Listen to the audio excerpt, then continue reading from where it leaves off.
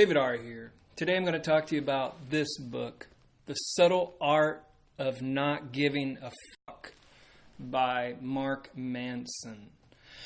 This book is part philosophical, part autobiographical, part self-improvement book, and part cautionary tale, sort of. So, as for the philosophical part, there are many directions I can take with this, but I'm just going to focus on a few. For one, the author talks about death. Now, this is a self-improvement book, and he is talking about death. Normally, self-help books or self-improvement books, they don't ever touch on the topic of death. You know, they're all about goals and self-esteem and how to make more money. But death never usually enters the picture. But in this book it does. And the author talks about his first experience with death was when he was a teenager and a friend of his jumped off this cliff into the water below and drowned. And the author talks about what happened after that. Another thing he mentions is that people are afraid to talk about death. We don't want to think about death. And the truth is, I don't either. I'm not dead. I want to talk about life. I want to live. There was a time I went through like a goth phase, and well, this phase lasted for many years. I thought about death all the time. I talked about death all the time. Everything was death. But I got to the point where I thought, I'm not really living. I want to live. So I don't want to focus on death so much. He says that death gives life meaning. In his words, he says that without death, everything would feel inconsequential. So knowing that we're going to die gives us a reason to wake up in the morning and do whatever it is that we do. Now, a quote from the great author of this classic book and film. The author says, on a long enough timeline, the survival rate for everyone drops to 0. Now, is the author saying that, or is Tyler Durden saying that? Anyway, the author of this book mentions the Buddha and how misery and suffering is part of life. And in fact, that misery and suffering motivates us to do things. In Buddhism, they talk about suffering, pain, and the misery of existence. Now, he says to choose your struggle. Happiness requires a struggle. It grows out of problems. But the truth is, I would rather have no problems. But problems will always exist. Whether you are Warren Buffett or you are the bum on Skid Row, both guys have money problems. But which of those guys' money problems would you rather have? I'd rather have Warren Buffett's money problems. Both of them have problems. You see? Everybody has problems. And he says, what are you willing to struggle for? That's what he asks us. He says, what problems are you willing to allow to exist? What problems are you going to happily deal with? Maybe not happily, I don't know. But what pain do you want in your life? That's what he means. He says, pain spurs us into action.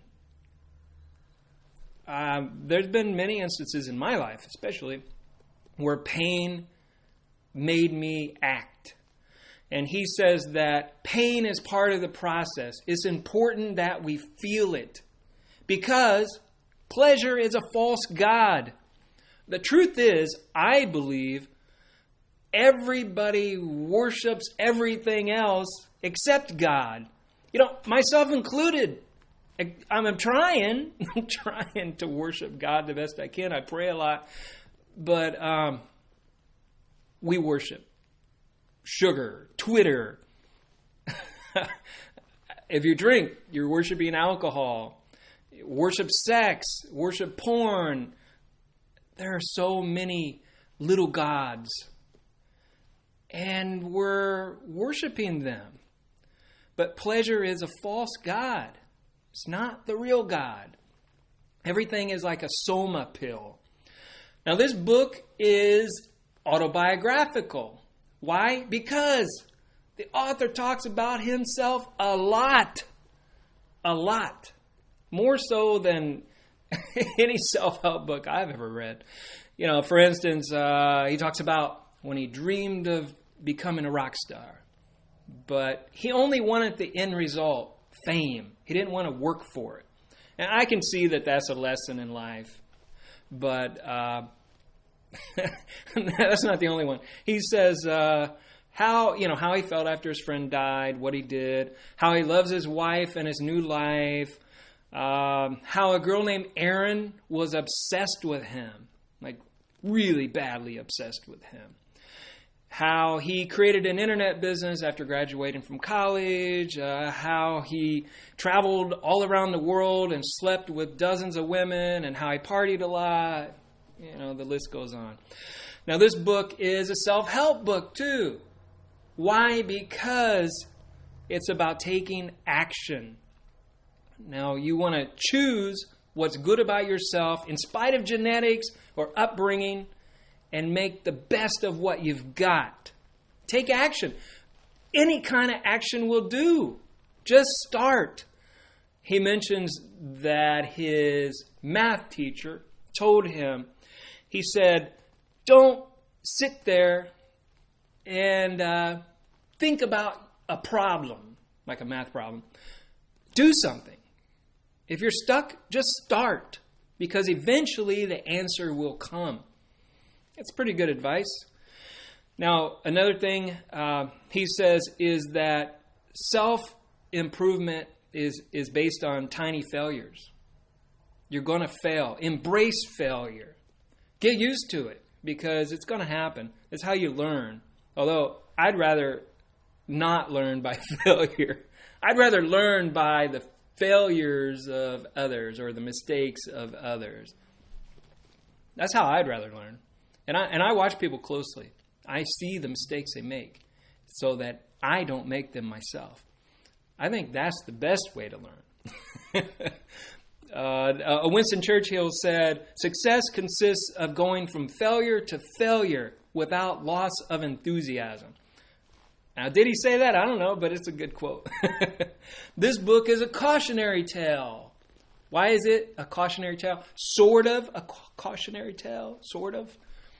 Because the author talks about how he used to party a lot and sleep with a lot of women. And then he mentions that it was an empty lifestyle.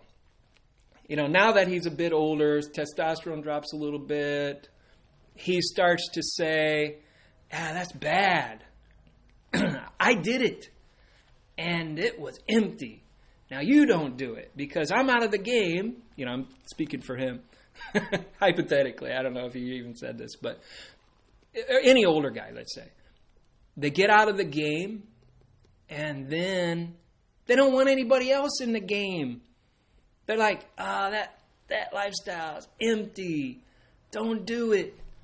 But if that person were giving himself the same advice, he wouldn't listen. He would ignore it.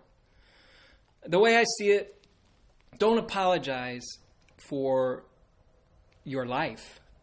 I mean, sure, if you harm somebody, you did something bad to somebody, I agree, apologize and move on. But don't continually punish yourself for it. In conclusion, This is a very entertaining book. It's unique. You'll probably get something out of it. Just pick and choose. There's a lot to it. So anyway, talk to you later. Bye.